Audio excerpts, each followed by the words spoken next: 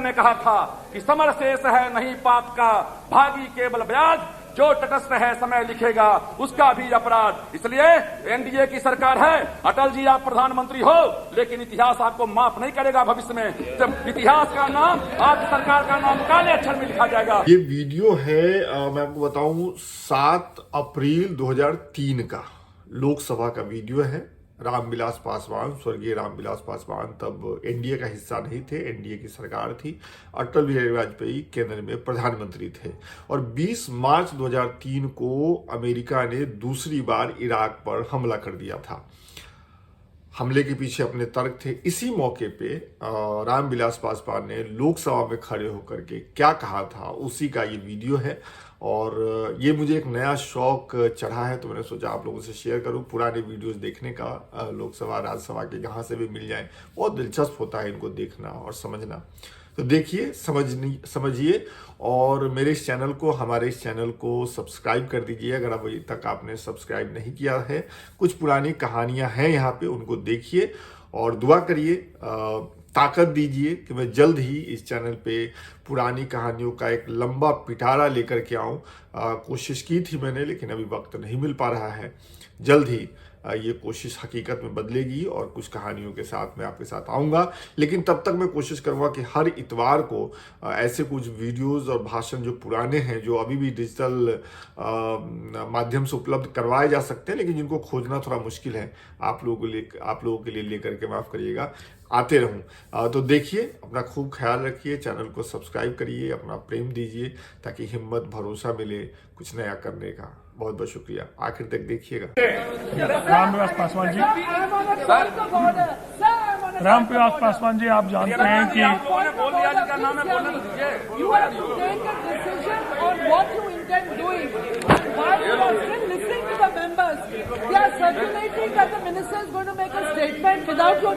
मैं बोल ही नहीं रहा।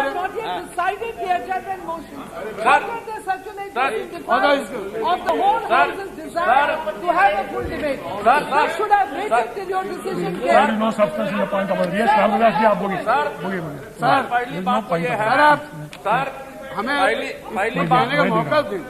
आप तो एक 3 बार 4 बार कहा जा रहा है। देखिए, बात ऐसी है Malhotra ji, there are 8 people who have given the notice of suspension.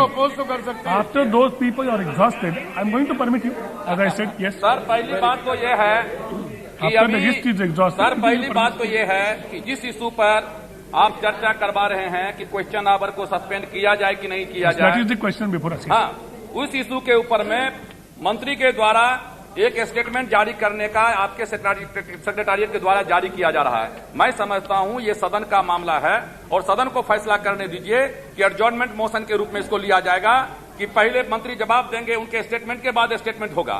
तो इसलिए मैं समझता हूं कि ये उचित नहीं है। दूसरी बात सर, मैं आपसे कहना चाहता हूं कि ये मामला जो है, ये मामला सिर्फ ये मामला सर, मैंने जो क्वेश्चन आवर सस्पेंशन का नोटिस दिया है, ये मामला सिर्फ इराक और अमेरिका का नहीं है। ये मामला सिर्फ इराक, अमेरिका और ये लंदन, यूके का नहीं है। अभी सर कुछ 4 दिन पहले जिन लोगों ने टीवी को देखा होगा, राष्ट्रपति बुश ने कहा है कि हमको पहले निपटने दीजिए इराक से और उसके बाद हम हिंदुस्तान पाकिस्तान के मामला को हम सॉर्ट आउट करवाएंगे। इसका मतलब है कि हिंदुस्तान पाकिस्तान का मामला आप सॉर्ट करने वाले नहीं हैं। यशवंत सिन्हा जी, भारत का प्रधानमंत्री और क्या कहते हैं कि वो वहां का राष्ट्रपति ये नहीं सॉर्ट आउट करेगा। जब वो जीतेगा तो अपने टर्म्स के ऊपर में जो है हिंदुस्तान और पाकिस्तान का मामला, कश्मीर का मामला वो सॉल्व करने वाला है बुश। और उस समय में आपको कोई नैतिक अधिकार नहीं रहेगा कि संसार के सामने में जाकर के आप इसकी निंदा कर सकें।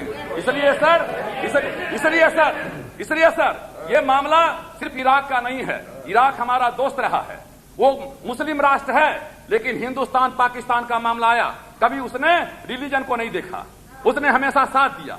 आज हमको सस्ते दर पर तेल मिल रहा है, उसका सबसे बड़ा कारण क्या कहते हैं कि इराक है। और आज उस मित्र राष्ट्र के ऊपर में हमला हो रहा है और हम यहाँ जो है तो प्रवचन दे रहे हैं। आज यूएनओ को धज्जी दिखलाया जा रहा है। यूएन सिक्योरिटी काउंसिल आज बिल्कुल डिफंड हो गया है।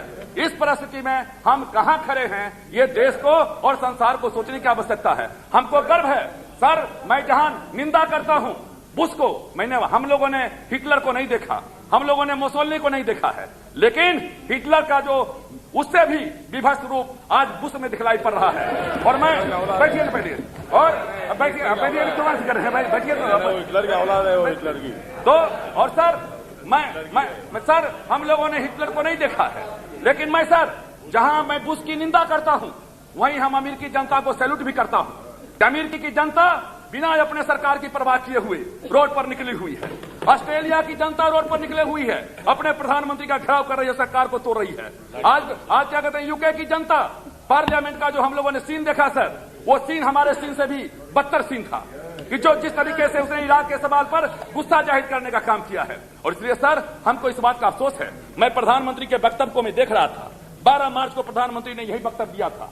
और जब तमाम सदस्य ने कभी आपने स्पेशल केस में प्रधानमंत्री के वक्तव्य के ऊपर में स्पष्टीकरण का, क्लैरिफिकेशन का आपने अलाउ किया था, जब मांगा गया स्पष्टीकरण तो प्रधानमंत्री ने कहा लास्ट में, मैं आशा करता हूं कि युद्ध नहीं होगा, इसलिए इस सवाल पर जवाब देने की आवश्यकता जरूरत नहीं पड़ेगी। जब माननीय सदस्य ने हल्ला किया, कहा कि नहीं युद्ध होगा तब क्या करेंगे, और मेरे बगल में बैठे हुए हैं वासुदेव आचार्य जी, इन्होंने कहा कि आप निंदा क्यों नहीं करते हैं।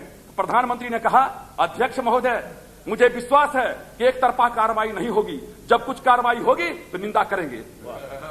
ये 12 मार्च की बात है, प्रधानमंत्री रिकॉर्ड में है कि हम निंदा करेंगे। और उसके बाद प्रधानमंत्री ने बैठक बुलवाया, तमाम अपोजिशन के लीडर को बैठक बुलवाया, और उसमें आप निंदा प्रस्ताव नहीं करते हो। आप कितनी दूरी तक जाना चाहते हो? आपने स्वयं कहा था कि कुछ होगा तब हम निंदा करेंगे, और कुछ होगा नहीं। आज बच्चे मारे जा रहे हैं, मासूम बच्चे मारे जा रहे हैं, इनोसेंट नागरिक मारे जा रहे हैं। कहीं कोई रासायनिक उनके पास में वेपन का पता नहीं चल पाया है आज तक इराक के खिलाफ में, और उसके बावजूद भी भारत सरकार की ढुलमुल नीति है। सर मैं एक ही बात कहना चाहूंगा लास्ट में, एक लाइन, कि दिनकर ने कहा था कि समर शेष है नहीं पाप का, भागी केवल ब्याज, जो तटस्थ है समय लिखेगा उसका भी अपराध। इसलिए एनडीए की सरकार है, अटल जी आप प्रधानमंत्री हो, लेकिन इतिहास आपको माफ नहीं करेगा भविष्य में। जब इतिहास का नाम, आपकी सरकार का नाम काले अक्षर में लिखा जाएगा, मैं ये कहना चाहता हूं।